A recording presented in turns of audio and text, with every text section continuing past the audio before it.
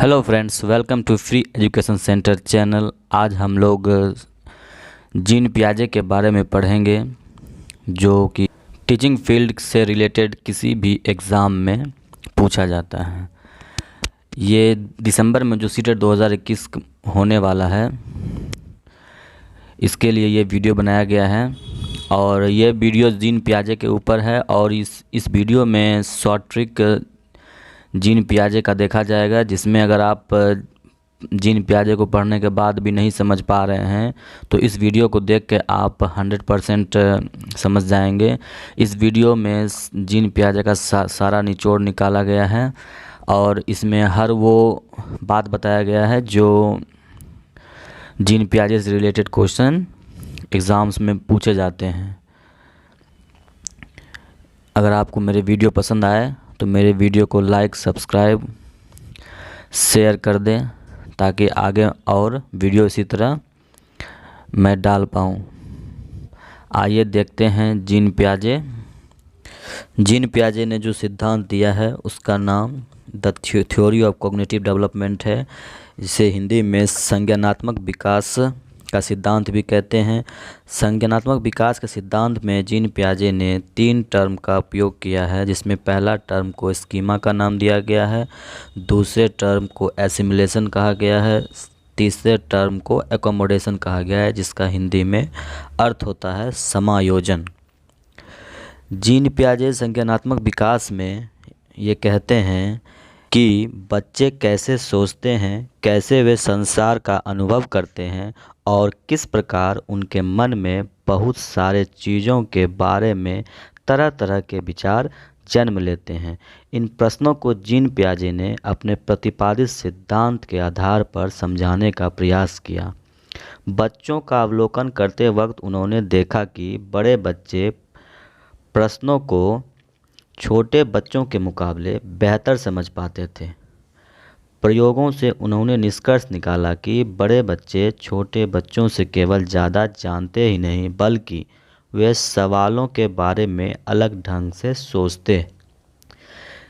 पियाजे के सिद्धांत को समझने के लिए आवश्यक है कि हम स्कीमा की अवधारणा को समझें। स्कीमा एक मानसिक नक्शा या चित्र की तरह है जो बच्चों के ज्ञान को व्यवस्थित करता है। पियाजे के अनुसार समझ का निर्माण यानी स्कीमा के संबंध में 2 महत्वपूर्ण प्रक्रियाओं का चर्चा करते हैं। पहला आत्मसातीकरण, दूसरा समायोजन। ये क्या है, आइए उदाहरण से समझते हैं। मौजूदा स्कीमा के आधार पर नए अनुभवों की समझ बनना या उनका वर्गीकरण आत्मसातीकरण कहलाता है। फॉर एग्ज़ाम्पल, जब एक बच्ची जानने लगती है कि गाय की 4 टांगें व एक पूँछ होती है और उसके बाद जब वह घोड़े को देखती है तो वह घोड़े को भी गाय कहकर पुकारती है। इस प्रक्रिया को पियाजे आत्मसातीकरण कहते हैं। हमने अक्सर देखा होगा कि बच्चों को गाय के बारे में बताया जाता है। जब बच्चा पहली बार गाय के बारे में सुनता है तो वो अपने मन में गाय का नक्शा या चित्र बना लेता है, जिसे पियाजे स्कीमा कहते हैं। और उसके बाद जब वह एक घोड़े को देखती है तो उसके मन में पहले से बने हुए गाय के चित्र को उसके साथ मिलाकर देखती है और उस घोड़े को भी गाय कहकर पुकारती है। पियाजे ने इसी को आत्मसातीकरण कहा है। आइए अब जानते हैं एकोमोडेशन क्या होता है। पियाजे के अनुसार एकोमोडेशन वह स्थिति है जब बच्चा यह जानने लगता है कि गाय और घोड़े में अंतर होता है, गाय के सींग होते हैं, वह अलग आवाज़ निकालती है आदि। तब नई जानकारी से उसके पहले के स्कीमा के स्वरूप में बदलाव आ जाता है और इसे ही एकोमोडेशन कहते हैं या अनुकूलन भी इसे कहते हैं। पियाजे के अनुसार आत्मसातीकरण और समायोजन दोनों एक दूसरे के बिना अस्तित्व में नहीं रह सकते, वह एक दूसरे के पूरक हैं। यहाँ पर ये सीटेट का क्वेश्चन बनता है कि एकोमोडेशन और एसिमिलेशन एक दूसरे के पूरक हैं। आइए अब जीन पियाजे के अवस्था के बारे में जानते हैं। इन्होंने कॉग्निटिव डेवलपमेंट को 4 स्टेजेस में बांटा है। पहला स्टेज सेंसरी मोटर स्टेज जो 0 से 2 वर्ष की अवस्था तक चलता है और इसे हिंदी में संवेदी क्रियात्मक अवस्था कहते हैं। दूसरा प्री ऑपरेशनल स्टेज है जो 2 से 7 वर्ष तक चलता है, जिसे हिंदी में पूर्व संक्रियात्मक अवस्था कहते हैं। तीसरा कॉन्क्रीट ऑपरेशनल स्टेज, जिसे हिंदी में मूर्त संक्रियात्मक अवस्था कहते हैं, जो कि 7 वर्ष से लेकर 11 वर्ष तक चलता है। और चौथा और अंतिम है फॉर्मल ऑपरेशनल स्टेज, जो कि 11 वर्ष से 17 वर्ष की अवस्था तक चलता है, जिसे हिंदी में औपचारिक संक्रियात्मक अवस्था कहते हैं। किसी किसी बुक में 17 की जगह 18 भी देखने को मिलता है। इसमें इंग्लिश के जितने भी नाम हैं स्टेजेस के, वो ज़्यादा ही इम्पोर्टेंट इसलिए हैं क्योंकि इंग्लिश के नाम जल्दी बदलते नहीं हैं, बट क्वेश्चन में हिंदी के नाम अक्सर बदल दिए जाते हैं। संवेदी क्रियात्मक अवस्था का कोई और नाम रख दिया जाता है, जिसकी वजह से आंसर आते हुए भी गलत हो जाते हैं। इसलिए मेरा सुझाव है कि आप इंग्लिश वाले नाम को ही ध्यान में रखें और इसके स्टेजेस को अच्छे से याद कर लें। सीटेट में इन 4 स्टेजेस से हर बार कम से कम 5 क्वेश्चन पूछे ही जाते हैं। वो क्वेश्चन हर बार घुमा फिरा के एक ही क्वेश्चन होता है, बट ये समझने का फेर होता है। हर स्टेज में बच्चे का विकास अलग अलग होता है और हर स्टेज में बच्चे अलग अलग क्रिया करते हैं। आगे हम ये जानेंगे कि हर स्टेज में बच्चे में क्या क्या परिवर्तन आता है, और हमने इतने शॉर्ट ट्रिक इसमें दिए हैं कि अगर आप इसे याद कर जाते हैं, फिर अगर आप एग्ज़ामिनेशन में बैठें तो एक भी क्वेश्चन जीन पियाजे से रिलेटेड नहीं छूटेगा। ये मेरा खुद का एक्सपीरियंस है और बहुत मेहनत से इस शॉर्ट ट्रिक को मैंने बनाया है। अगर आपको ये ट्रिक पसंद आए तो मेरे चैनल को अवश्य सब्सक्राइब करें और शेयर भी कर दें। तो आइए चलते हैं, हर स्टेज में जानने की कोशिश करते हैं कि क्या क्या बच्चों में विकास होता है। पहला है सेंसरी मोटर स्टेज।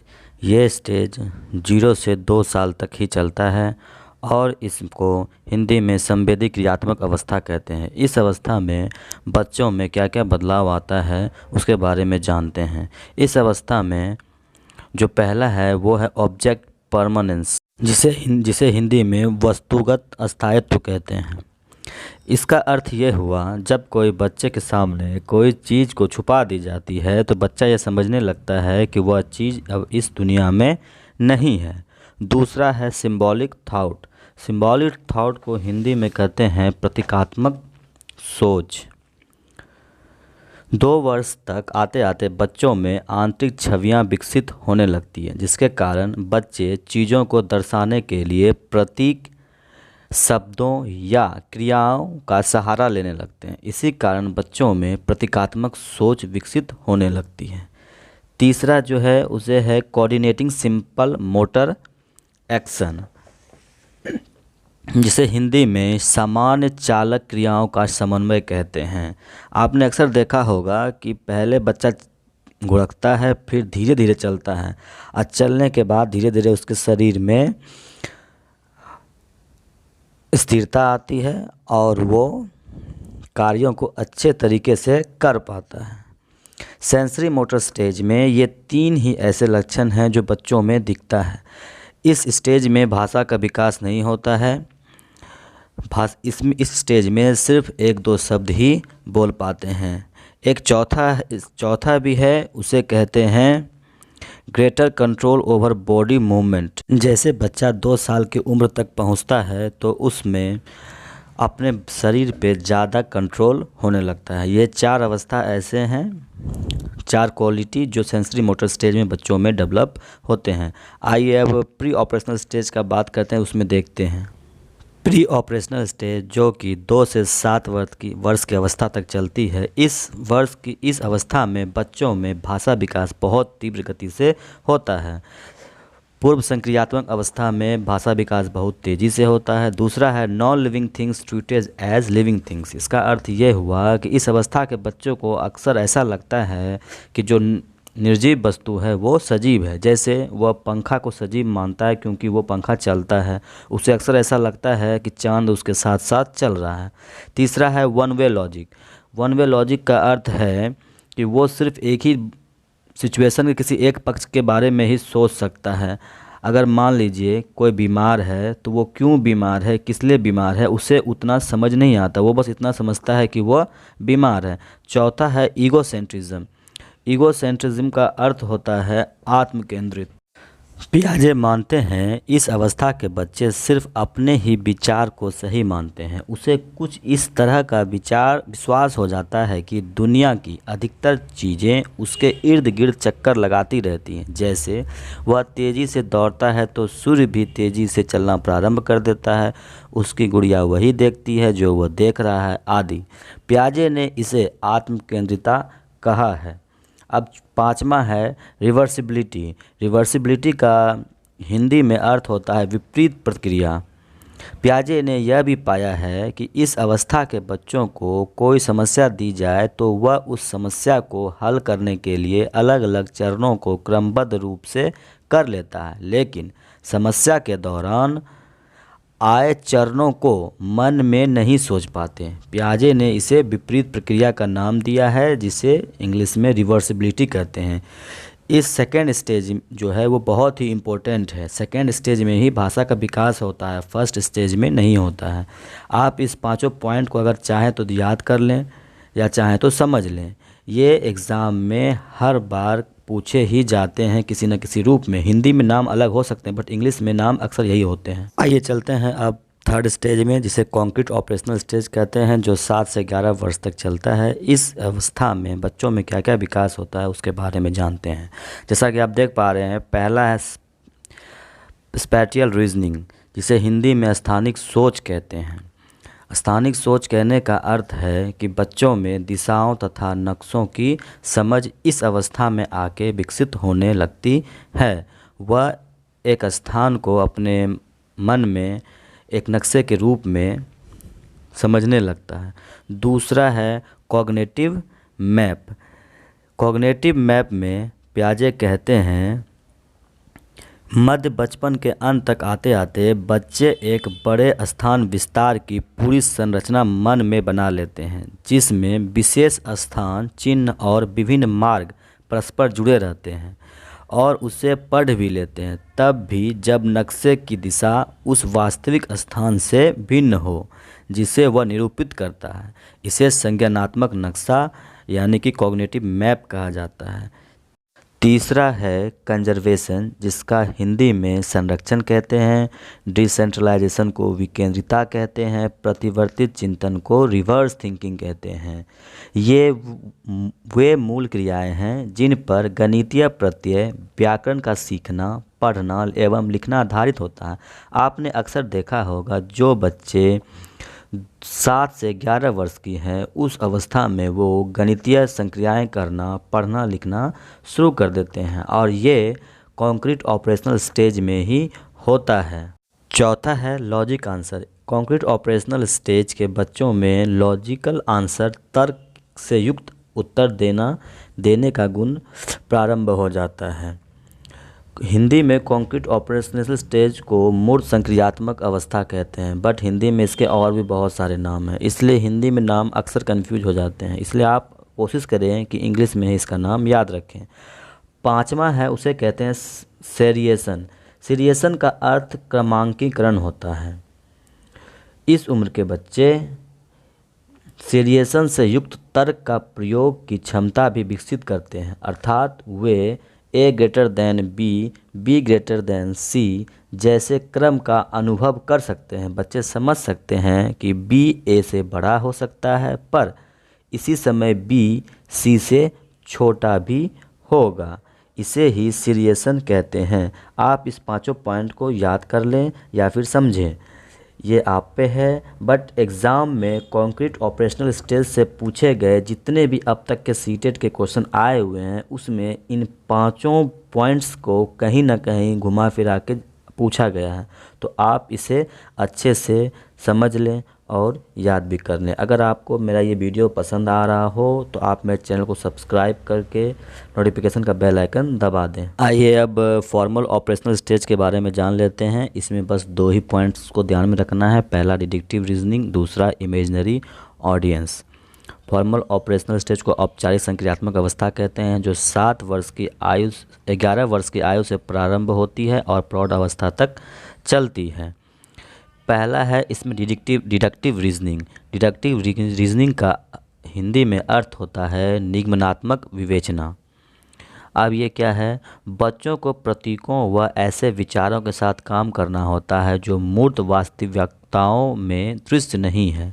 इस अवस्था में बच्चों में गणितीय चिंतन की योग्यता विकसित होती है। ऐसे चिंतन निगमनात्मक विवेचना यानी कि डिडक्टिव रीजनिंग परिकल्पनात्मक अनुमान आधारित योग्यताओं की मांग करता है।